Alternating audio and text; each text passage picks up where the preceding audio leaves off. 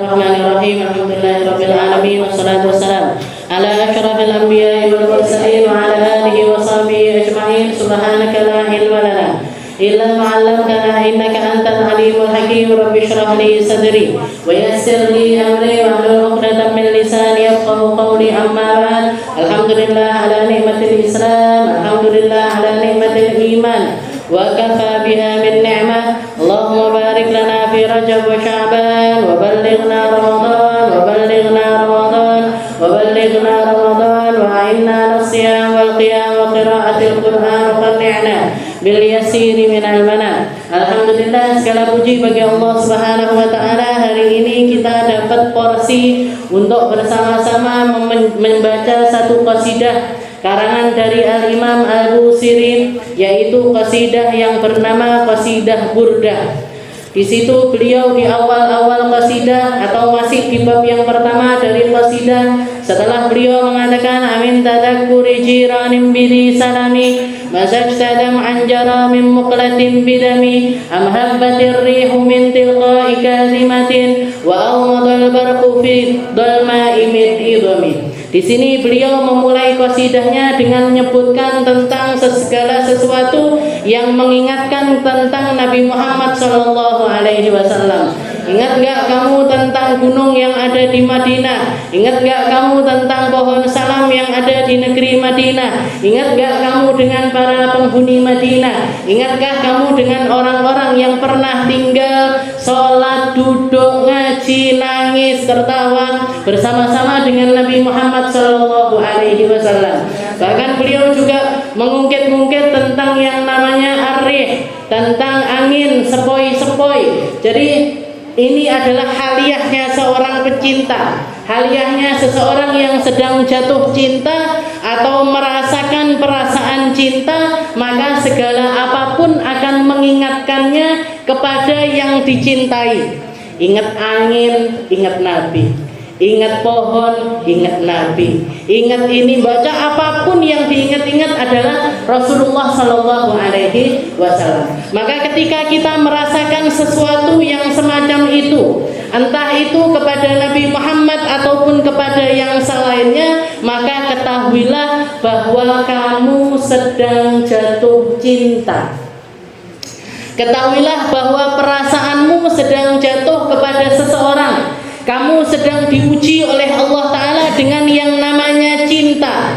Dan cinta ini kalau dituruti akan berlanjut kepada sebuah penerimaan. Tapi ketika cinta itu kita tahu pasti cinta itu adalah sebuah cinta yang dilarang, kita juga punya pilihan untuk menolak cinta tersebut. Ini haliahnya pecinta. Kita nggak bisa milih kepada siapa kita jatuh cinta, kepada apa kita jatuh cinta, tapi kita punya kemampuan untuk mengelola rasa cinta tersebut. Kita punya pilihan untuk menumbuh kembangkannya dan juga punya pilihan untuk memupuskan perkara tersebut. Makanya salah satu musibah terbesar adalah ketika seseorang diuji dengan yang namanya rasa cinta dan dia diharuskan untuk menghanguskan rasa cinta tersebut.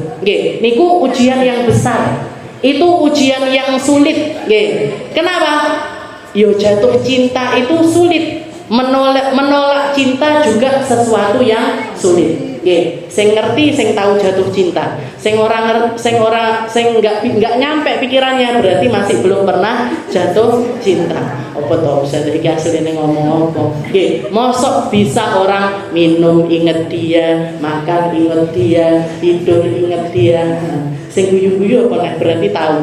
Atau kalau enggak bolak-balik jatuh cinta.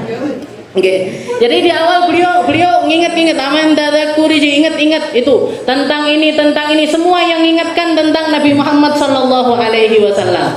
Setelah itu beliau mengatakan fama li ainaika in takfu fahamada. Beliau masih pakai metode yang sama, yaitu ngomong sama dirinya sendiri, seakan-akan naruh kaca di depan dirinya, setelah itu ngobrol dengan dirinya sendiri. Beliau mengatakan di dalam syair yang ketiga, fama li ainaika in takfu fahamada. Hei kamu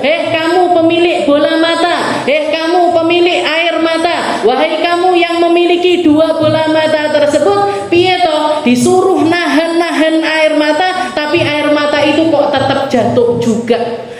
Saya suruh untuk nahan biar nggak jatuh ini air mata, tapi ternyata air mata itu mendesak keluar untuk ngalir dari kedua bola matamu. Famali ainaikain qul takfu fahamata wa ma liqalbikain qul tastafiq yahimin. Wahai hati, wahai pemilik jiwa, wahai sesuatu yang ada di dalam dirimu, wahai roh yang Allah Ta'ala tempatkan di dalam jasad ini, tak omongi ojo jatuh cinta, saya katakan jangan khawatir, saya katakan jangan bergetar karena cinta tersebut, tapi kamu justru malah tambah bergetar lebih hebat. Nggih, niki keadaannya orang yang apa?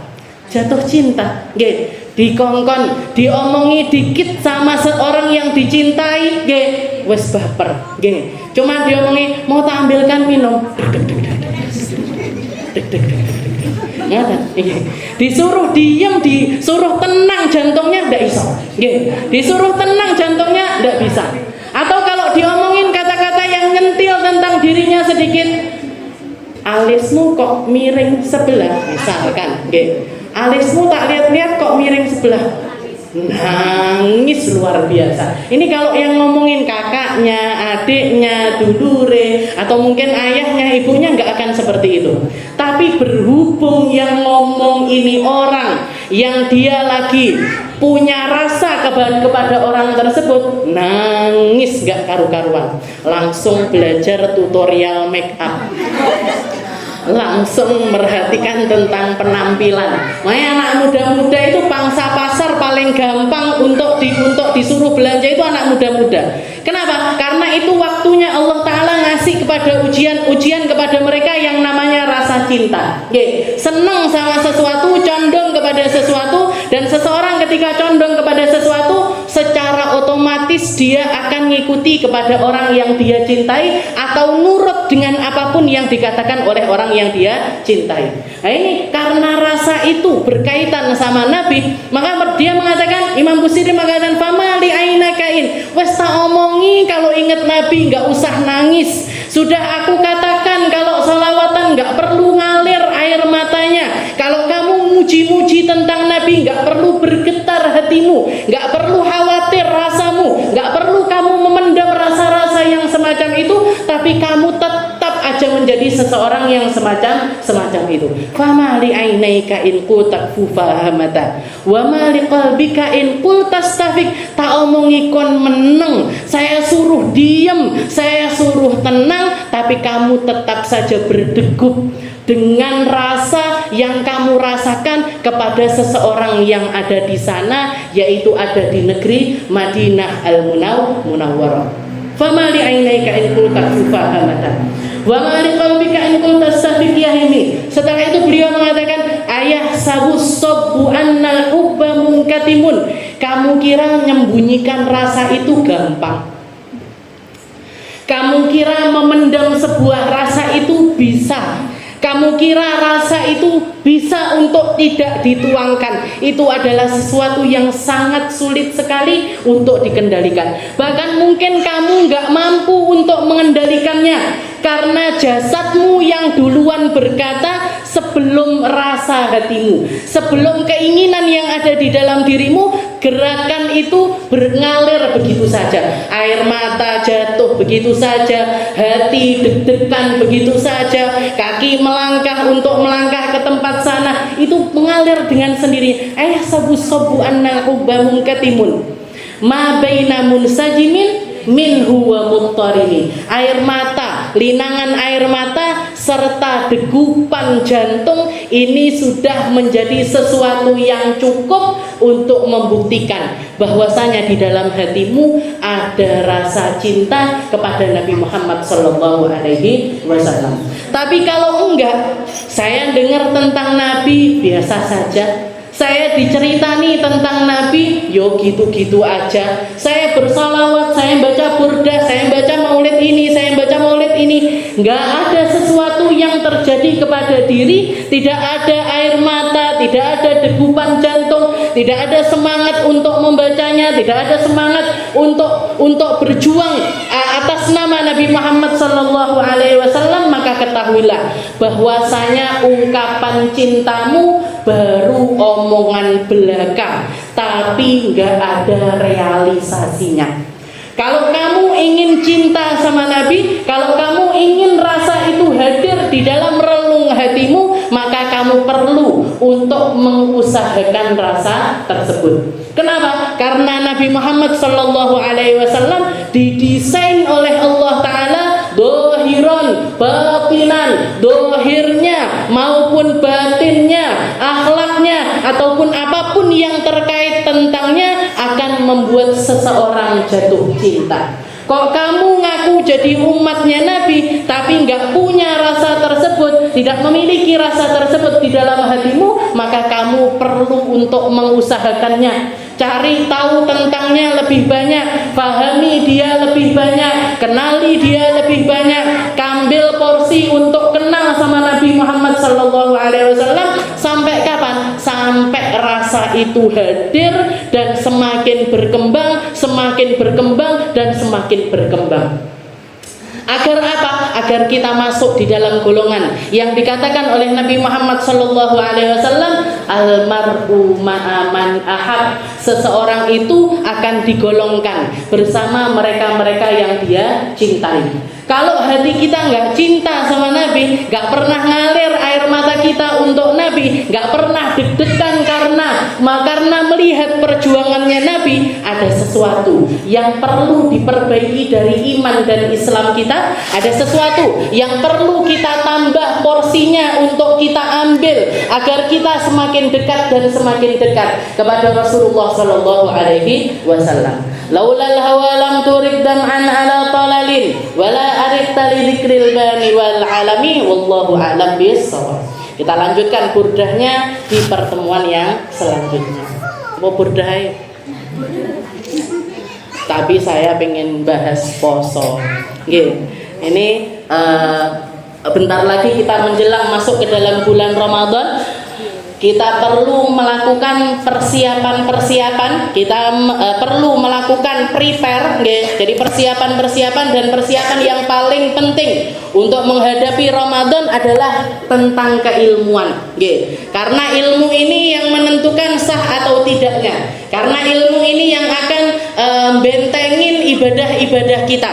Kalau ada yang salah di dalam pemahaman kita, maka salah juga semua hal yang terkait kepada kita. Seperti ada seorang ulama yang masuk ke satu pasar, ulama tersebut masuk ke dalam satu pasar, setelah itu melihat ada orang-orang yang bertransaksi jual beli di tempat tersebut. Katanya beliau begitu keluar dari pasar, beliau bikin catatan ada lebih dari 21 transaksi batil, transaksi yang tidak sah yang terjadi di dalam pasar tersebut.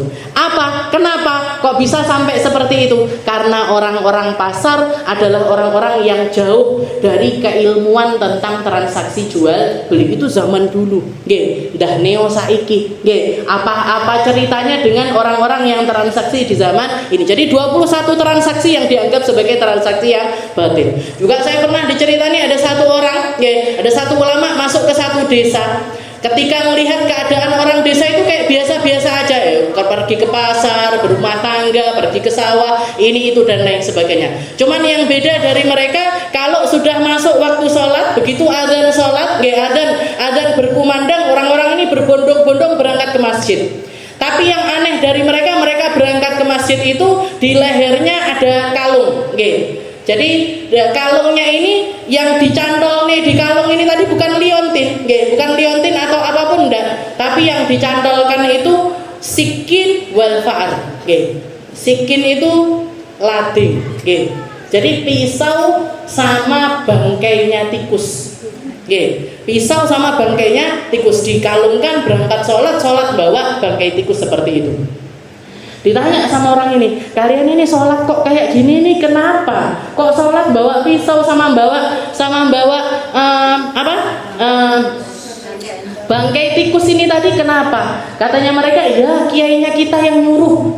Kiainya kita yang nyuruh. Loh, kok bisa kiaimu nyuruh untuk melakukan seperti itu? Kenapa? Ya katanya di kitab kayak gini. Kalau sholat suruh bawa pisau sama bawa bangkai tikus. Diparani kiainya. Nggih, diparani kiainya.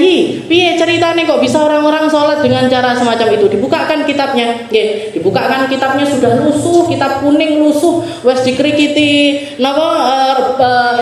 ini segala macam dan lain sebagainya dibukakan. Ini loh, katanya di sini dikatakan Nabi Muhammad nyuruh sallu bisikin wal fa'ar. Nggih. Sallu bisikin wal fa'ar. Wal wafar. Nggih. Sallu bisikin wal wafar. Dicari sama orang, enggak pernah ada hadis Nabi yang kayak gini. Enggak pernah ada ceritanya hadis Nabi tulisannya seperti ini, enggak ada. Diingat karena dia juga orang ngerti. Ya, karena dia orang ngerti ditelisik, dipikir, ternyata kalimatnya ini dia bacanya salah.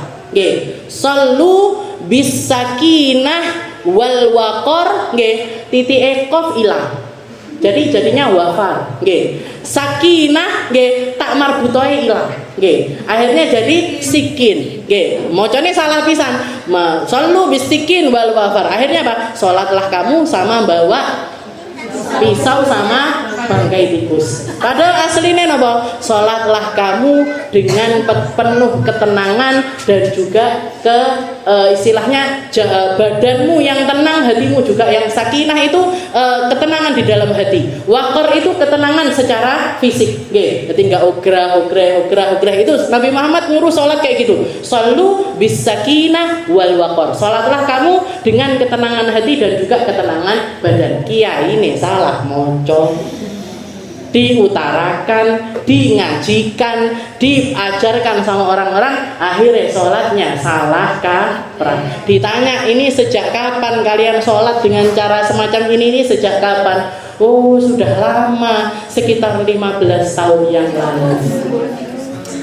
Sekitar 15 tahun yang lalu. Katanya ustadznya yang baru masuk ini tadi, kodok kabeh selama 15 tahun itu sholatnya suruh ngodok semuanya karena nggak sah. Sholat bawa bangkai tikus. Wong di dalam sholat itu harus suci badannya, suci bajunya, suci tempatnya. Ini kok sholat sama bawa bangkai tikus. Kayak golek ya tikus sih. Iya caranya. Gitu. Nah, jadi gara-gara salah sing siji kofnya titiknya hilang sama tak marbutohnya hilang. Wes ndak karu-karuan. Jadi makanya lek sinau niku sing tutup Bu, nggih. Kalau belajar, kalau ngaji, kalau mondok sing tutup, nggih. Kalau enggak tutup nggih ngeten iki, separuh-separuh. Orang kemampu itu ndak bisa diapa-apakan, nggih. Orang kemampu ndak bisa diapa-apane, ra rono ra rene, nggih. Rono ndak iso, rene nggih, ndak iso. Dinikmati ndak bisa, akhirnya dibuang, nggih. Jadi makanya salah satu hal yang dikatakan di dalam Al-Qur'an Allah Taala ketika memuji Nabi Allah Ibrahim, wa idibtala Ibrahim rabbuhu bikalimatin fa'atammahun. Nabi Ibrahim itu salah satu hal yang bikin beliau itu mulia sampai dapat kedudukan dari Allah Taala dengan julukan Khalilullah, kekasihnya Allah. Jadi gelarnya itu nggak main-main, tapi kekasihnya Allah. Itu katanya Allah Taala karena wa idibtala Ibrahim rabbuhu bikalimatin fa'atammahun. Ibrahim itu setiap dapat musibah apapun, dapat amanah apapun, dapat perkara apapun yang diberikan kepada beliau selalu menyempurnakan perkara tersebut. Selalu disempurnakan sama Nabi Allah Ibrahim. Itu yang bikin beliau ini istimewa. Jadi sembarang-barang ki sing tutuk, sembarang-barang ini ya tutuk. Belajar fikih sing tutuk, belajar bahasa Arab sing tutuk, belajar masak sing tutuk, nggih. Sembarang ya, jenengan punya passion apa, punya potensi apapun disempurnakan. Biar apa? Biar bermanfaat, nggih. Karena niku wae lek kemampu ndak dadi apa-apa. Kitabus Siyam qala al-mu'allif rahimahullah taala wa nafa'ana bi ulumi fid dharain amin. Ta'rifus shaum. Kita bahas tentang puasa, lughatan mutlaqul imsak. Secara bahasa puasa ini menahan, nggih. Apapun yang ditahan itu bisa dianggap sebagai puasa. Apapun yang ditahan itu bisa dianggap sebagai puasa. Allah Subhanahu wa taala mengatakan di dalam Al-Qur'an, "Kulu washrabu hani'an bima aslaftum fil ayyamil khaliyah." Katanya Allah Ta'ala kepada para penduduk surga, orang-orang yang sudah masuk ke dalam surga, silahkan makan-makan, silahkan minum-minum perkara-perkara yang kamu sudah lama menahannya dulu waktu di dunia. Dulu waktu di dunia kamu nahan-nahan keinginan, nahan-nahan perkara makan minum, maka sekarang silahkan makan, silahkan minum. Kira-kira orangnya di dunia sembarang barang yo dituruti, pantas ndak diomongi kayak gini sama Allah Ta'ala. Kulu washrabu hani'an bima aslaf. Maam, kamu kan dulu nahan-nahan. Napa Gusti sing kula tahan? Melek gorengan yo dipangan, melek kopi dipangan, melek teh yo dipangan, ngelak titi ngombe. Gak ada yang ditahan kita. Gak enak rime blong. Semua dimakan, buah dimakan, ikan dimakan, daging dimakan, semuanya dimakan. Orang-orang terdahulu yang dianggap yang pantas untuk diomongin sama Allah Ta'ala dengan kalimat yang semacam ini, orang-orang yang selama di dunia itu banyak nahan. Melek kelambi api ditahan. Pengen healing ditahan, pengen tampil ditahan, pengen ini semuanya ditahan. Maka pantas sama Allah Ta'ala kulu washrabu hani'an bima aslaftum fil ayyamil khaliyah. Saya pernah dapat kisah Habib Salim Asy-Syatiri, Sultanul Ulama, gurunya Habib Umar, gurunya para ulama-ulama zaman sekarang ini. Beliau itu pernah suatu hari itu puasa, ngomong sama istrinya Hubabah Radhiyah itu, beliau bilang sama istrinya, saya pengen makan ikan, nanti ketika buka saya pengen makan ikan. Maka diusahakan sama istrinya, carikan makanan, dicarikan ikan yang dipingini sama Habib Salim itu tadi. Dicari, hari itu nggak dapat. Beb, saya nyari ke pasar nggak ketemu, ini nggak ketemu. Ya udah besok aja, besok saya tak puasa lagi. Besoknya puasa lagi, nyari lagi nggak ketemu lagi, karena memang ikannya ini agak langka. Hari ketiga dicarikan lagi ketemu.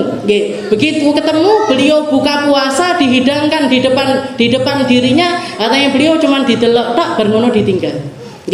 Lek awake dhewe pripun? Aku tak nih. Aja enek sing delok, aja enek sing aku tak ini. Jatahku wis sampe pengen nahannya udah 3 hari nih. Pengennya udah 3 hari baru keturutan, sekarang awekku tak aja enek sing nguriki. Itu kalau kita. Sama kalau Habib Salim napa ditinggal malahan. Ditinggal sama beliau, katanya beliau, kenapa Beb kok seperti itu? Ketika aku pengen dengan rasaku, saya punya rasa kepingin di dalam makanan tersebut saya dapat kenikmatan yang lebih dibandingkan kenikmatan mencicipi makanan tersebut. Karena saya ingat perkataannya Allah Ta'ala yang satu ini tadi, yang di dalam Al-Quran yang mengatakan kulu washrabu hani'an bima aslaftum fil ayyamil khaliyah. Silahkan makan, silahkan minum, silahkan menikmati apapun kenikmatan di dalam surga, sesuatu yang dulu kamu tahan-tahan untuk tidak kamu nikmati. Maka saya pengen rasa makan, minum dan kenikmatan saya di akhirat nanti menjadi kenikmatan yang optimal, maka saya memilih untuk meninggalkan makanan ini tadi. Wes kekno bocah-bocah pondok, kasihkan sama orang-orang, saya sudah enggak pengen lagi sama makanan ini. Itu orang-orang yang serius di dalam memerangi hawa nafsunya. Jadi nafsu ini diperangi benar-benar, diperangi secara serius. Biar apa? Harapannya apa? Keinginannya apa? Keinginannya nikmatnya di akhirat itu nanti maksimal. Sayyidah Fatimah Zahra ketika minta sama ayahnya, ya Rasul, saya punya baju kayak begini, rombeng-rombeng, tambalan di sana, tambalan di sini. Ya Rasul, saya nggak punya perhiasan, saya nggak punya ini. Padahal besok saya mau menikah, besok saya mau nikah, tapi nggak punya apa-apa ya Rasul. Maka katanya Nabi Muhammad, wahai Fatimah, apa kamu nggak pengen kalau pakaian indahmu itu semuanya dikirimkan di surga dan kamu hidup apa adanya semacam ini, agar kamu optimal di dalam menikmati perkara-perkara tersebut. Lah Dewi kan nggak sabar, nggak sabar. Pokoknya milih iki milih, mau milih iki milih. Nah, jadi nggak pantas apa nggak kira-kira? Ya bulu syurubu, pulau maaf. Tapi karo sungkan, mau neng dunya mangan, terus nyamuk, terus ya mungkin di ngapura, semoga diampuni. Mutlaqul imsak. Jadi apapun yang ditahan itu artinya adalah puasa secara bahasa. Secara bahasa puasa itu nahan, apapun ditahan. Nah, wa qauluhu ta'ala seperti yang dikatakan oleh Allah Ta'ala, inni nadartu lirrahmani sauma falan ukallima al-yauma insiya. Ini perkataannya Sayyidah Maryam ketika beliau hamil Nabiullah Isa. Orang-orang nanya, kok bisa kamu hamil, kok bisa begini, kok bisa begini, abahmu bukan orang buruk, ibumu juga bukan orang-orang yang tunasusila dan lain sebagainya. Katanya Sayyidah Maryam, inni nadartu lirrahmani sauma falan ukallima al-yauma insiya. Saya puasa. Puasanya bukan puasa makan minum, tapi puasa untuk tidak ngereken omongannya orang. Puasa untuk tidak mendengarkan apapun yang dikatakan oleh orang-orang yang ada di sekitarnya. Bahkan sepupunya Sayyidah Maryam sendiri sempat ngomong sama Sayyidah Maryam dengan mengatakan, memangnya ada satu pohon tumbuh tanpa ada yang naruh benih di situ? Memangnya ada pohon kelapa tumbuh tanpa ada yang nanam tunasnya kelapa di situ? Memangnya ada orang tumbuh pohon mangga tanpa ada yang nanam pohon mangga, bijinya mangga di situ? Maksudnya nyindir Sayyidah Maryam. Memangnya ada perempuan hamil tanpa perantara laki-laki sama sekali? Katanya Sayyidah Maryam, ada. Ada sesuatu yang ada dari ketiadaan secara langsung, itu ada. Seperti siapa? Seperti halnya Nabiullah Adam diciptakan oleh Allah Ta'ala secara langsung tanpa perantara apapun. Yang terjadi padaku saat ini persis seperti yang terjadi kepada Nabiullah Adam, dan itu diabadikan di dalam Al-Quran. Mathalu Isa bin Maryam, permisalan Nabi Isa itu kamathali Adam, seperti permisalannya Nabiullah Adam. Khalaqahu min tin tsumma qala lahu kun fayakun. Allah Ta'ala cuman ngambil sebongkah tanah, setelah itu Allah Ta'ala mengatakan kun fayakun, jadilah kamu Adam, jadi. Begitu juga Nabi Isa, jadilah kamu Isa, jadilah Nabiullah Isa. Nah, ini puasanya Nabiullah Sayyidah Maryam. Puasanya bukan puasa makan minum, tapi puasa ngomong.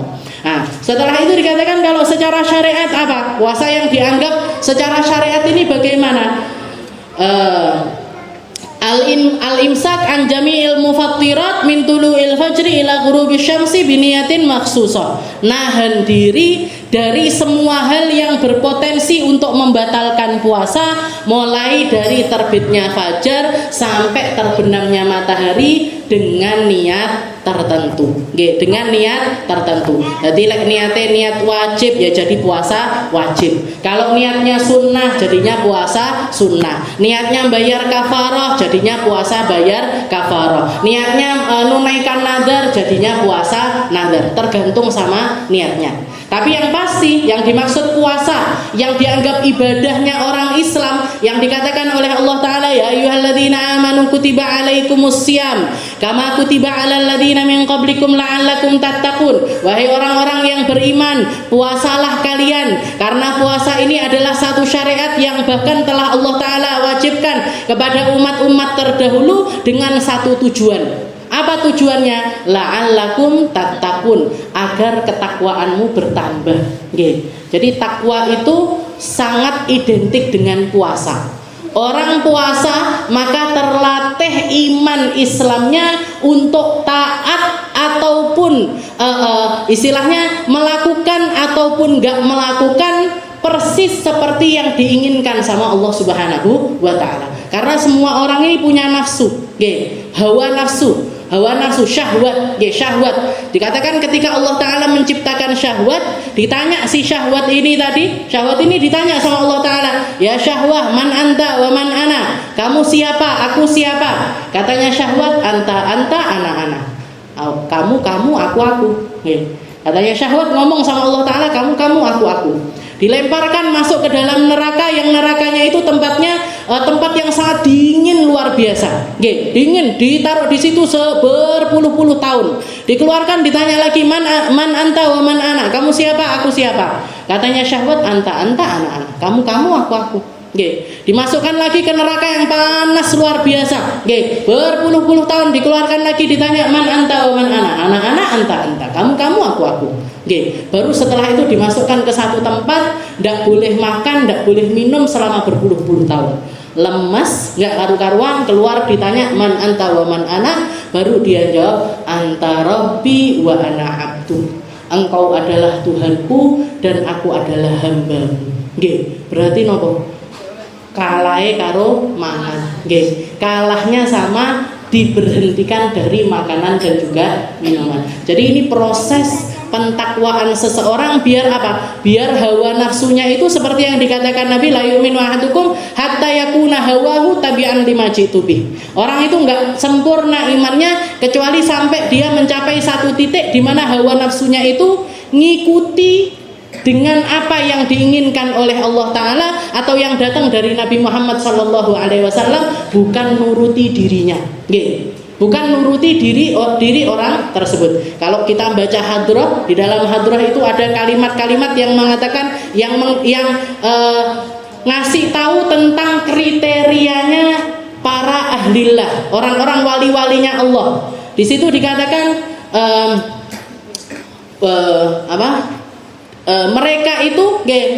mereka itu orang-orang wali-walinya Allah Ta'ala itu mereka enggak punya keinginan, enggak punya hawa nafsu illa lidzikrillah, kecuali satu.